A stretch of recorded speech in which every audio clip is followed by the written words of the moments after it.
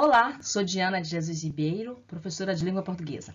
Estou com a blusa amarela, bem estampada, tenho pele parda, cabelo preto na altura do ombro e estou muito feliz por estar aqui com vocês, apresentando essa mais nova aula que eu fiz com muito carinho. Vamos lá? E o que vamos fazer? Ou estudar, compreender textos não verbais e multimodais. Vejamos aqui.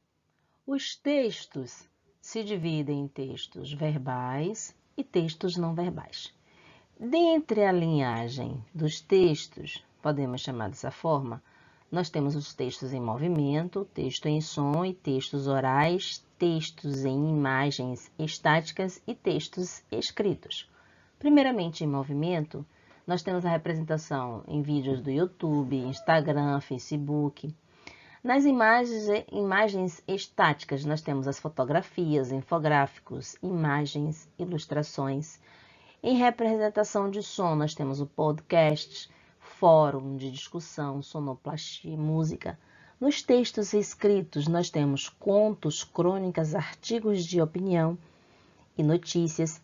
Existem outros, tá bom? Esses são alguns exemplos. E para os textos orais, nós temos discussão em grupo, exposição oral, seminário, entrevista e debate regrado. E então, o que é linguagem não verbal? A linguagem não verbal constitui o ato comunicativo dos seres humanos sem que sejam utilizadas palavras escritas ou faladas. Observe, sem que sejam utilizadas palavras escritas ou faladas. Outro ponto. Na linguagem não verbal, signos, símbolos, ícones, cores, placas, expressões faciais das pessoas estabelecem uma comunicação sem que palavras sejam ditas ou estejam escritas. Um último ponto. Alguns exemplos de utilização da linguagem não verbal. A mímica ou mímicas, desenhos, pinturas, esculturas, coreografias, semáforos, placas de trânsito.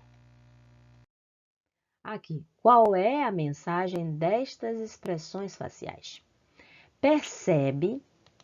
A comunicação sem palavras está piscando um olho. Precisa de contextualização? Para esta garota também, precisa de uma contextualização? E para esta aqui, você consegue? Ou você identifica o assunto sem ouvir pelo menos um vocabulário, você consegue deduzir do que se trata, imaginar em qual situação ela estaria reagindo ou agindo deste jeito? E então, quais as características de textos não verbais? Você tem o som, você tem bem essa imagem aqui com essa projeção do raio, você já imagina, já projeta que há um barulho, né? As formas, gestos, cores, desenhos, postura corporal, imagens, a expressão corporal, o tom da voz, dentre outros. O que são textos multimodais? São textos multimodais aqueles que apresentam pelo menos duas formas de representação da linguagem. Por exemplo, imagem e texto escrito, som e fala, movimentos e gestos, etc. Junção de signos alfabéticos, ou seja, letras, palavras e frases, e signos semióticos, magéticos e visuais. Vamos ver um esqueminha aqui que eu fiz para vocês. Palavras mais gestos, então você está falando enquanto gesticula. A pessoa que está olhando você falar, ela está analisando tanto o que você verbaliza, ou seja, o que você fala, como as suas expressões, se elas estão ao encontro ou de encontro, ou seja, se elas estão de acordo com o que você fala, ou se elas estão destoando, sua expressão é uma coisa e você está falando outra. Quando você saboreia uma comida, você diz que está uma delícia para não desagradar a pessoa, mas na verdade a sua expressão é de desagrado com o sabor do alimento. Palavras e animações. Você tem o famoso meme, né? Você tem alguma coisa de fala, você tem alguma postura e as animações, as agitações, o movimento, a imagem em movimento. Você tem palavras e imagens, como exemplo de charges, tirinhas, história em quadrinho. Você tem os textos escritos e você tem a representação em desenho das figuras dos personagens.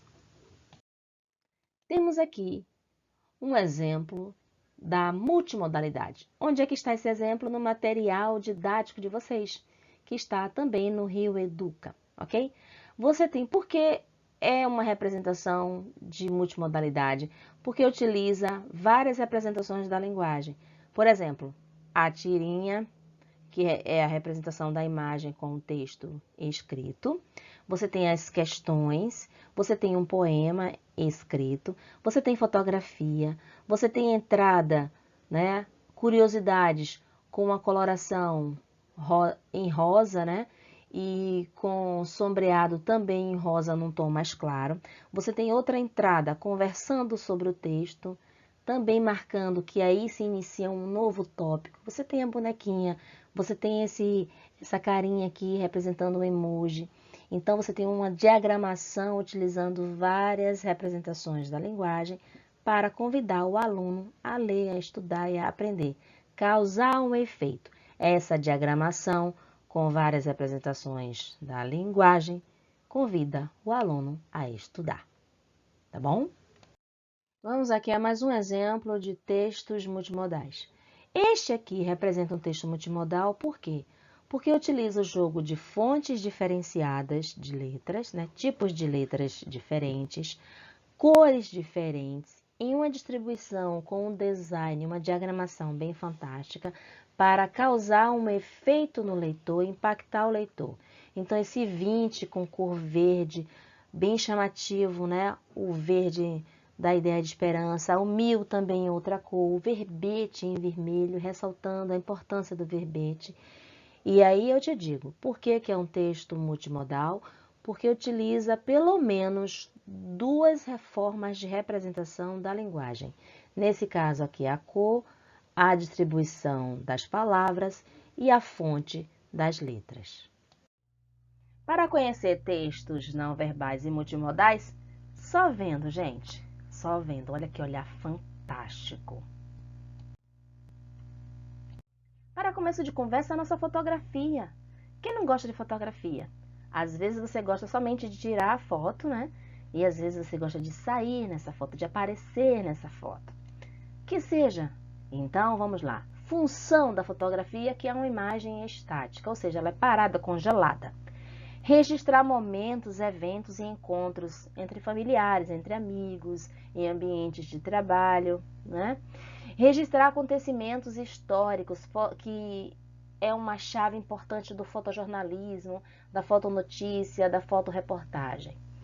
Fundamentar pesquisas científicas, então procedimentos cirúrgicos às vezes são fotografados para servir de instrumento para estudantes de medicina, por exemplo. Significados.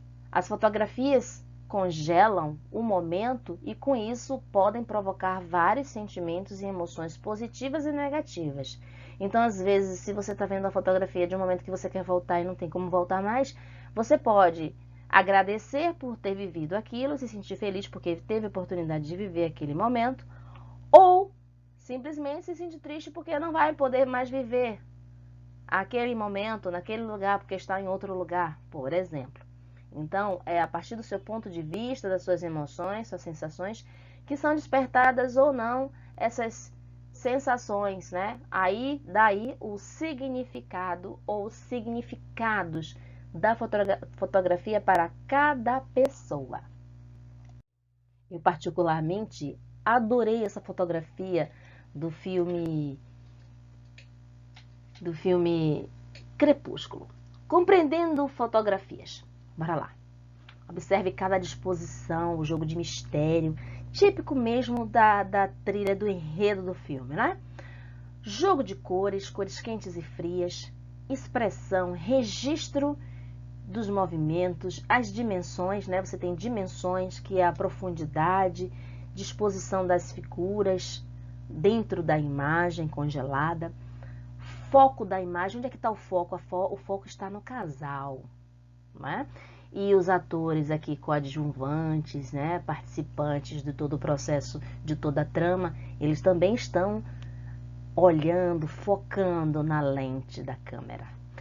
Exposição da luz. Como é que está a luz aqui? A luz está focada no rosto dos personagens. Jogo claro e escuro, né? O escuro na parte inferior e o jogo claro focado no rosto. A nitidez e a camuflagem, né? Que é essa forma mais embaçada aqui embaixo. A parte inferior da imagem, da fotografia, ela está mais embaçada. O plano de fundo ele está com ar de mistério.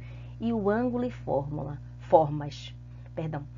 A forma está na composição e na disposição dos personagens, todos na retaguarda dos personagens principais do casal. Maravilhosa essa fotografia. Pois bem, função do gráfico ou dos gráficos, que é uma imagem estática, a função é basicamente facilitar a análise de dados estatísticos, apresentar informações com praticidade, ou seja, de forma prática, apresentar os dados e seus impactos temporais, ou seja, as mudanças de acordo com a questão temporal, ou a oscilação, por exemplo, de clima, também pode ser representada em forma de gráfico. Elementos do gráfico. Apresenta elementos essenciais. Quais são eles? Palavras curtas, números e cores, ou nível de figura, né? As figuras maiores ou menores para representar a quantidade, para quantificar. Deve ser simples, para que qualquer pessoa que leia consiga entender, ou a maioria das pessoas que olhe para um gráfico, ela tenha uma leitura mais precisa. E deve-se colocar somente o necessário. Ponto? Vejamos alguns tipos de gráficos, né? Gráfico de pontos. Gráficos de setor. Geralmente você fala, no popular fala-se gráfico pizza, não é? Que tem as repartições, as divisões. Você tem gráfico de linha, gráfico de barra e gráfico de coluna. Cada um tem uma função. Lembrando que os gráficos eles são extremamente importantes para o nosso olhar diferenciado para determinadas questões, para determinados problemas, para comparações, para análises e outras cositas más. Compreendendo o gráfico. Vamos lá? Título, você vem aqui, população. Números em escala, você tem aqui na escala vertical. Do menor para o maior, de baixo para cima também você pode ter, ou na parte horizontal aqui embaixo. Tamanhos diferenciados da figura. Linha para demarcar a leitura. Então, essas linhas aqui para demarcar e delimitar o nível em que as barras ou colunas se encontram. Compreendendo a tabela, que é também uma imagem estática. Você tem à disposição em colunas e linhas a distribuição das informações dos dados. Essa tabela aqui é de química.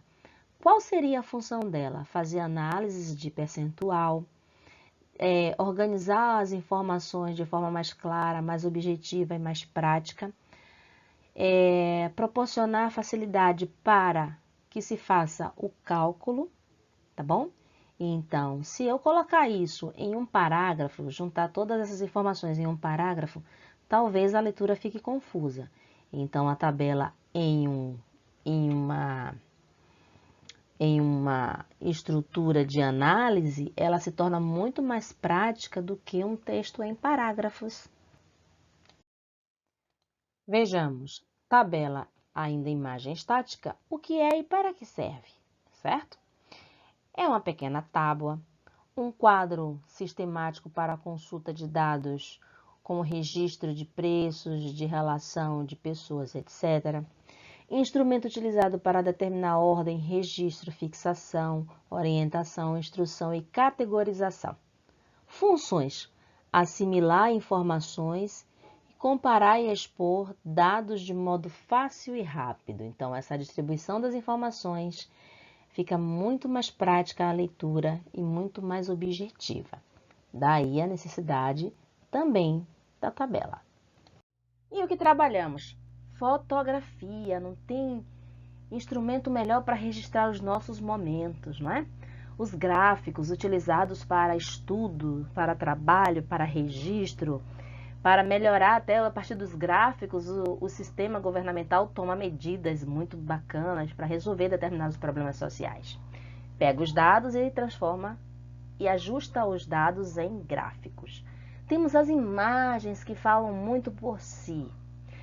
Você tem também os textos multimodais, porque ele tem uma representação de cores, formas, fontes, a linguagem verbal e, de alguma forma, o convite para o leitor se atrair ainda mais. Então, 3 cores em um texto, as fontes diferentes, a disposição das letras também diferentes, o texto já se torna multimodal. Foi o que trabalhamos. Vamos lá. Chame de lar, onde existia amor. Nosso belo desafio terminando dessa forma com amor, que maravilha! O que você vai fazer? Analise o texto e apresente as características que o tornam um texto multimodal. Analise cada detalhe, a fonte, tamanho da letra, a coloração, se há desenho, se há imagem, se ele está de acordo com o que trabalhamos na aula. Então, analise a aula com bastante detalhe e apresente para a gente as características desse texto, explicando por que ele se torna um texto multimodal. Tchau e até a próxima aula. Aguardo cada um de vocês, tá?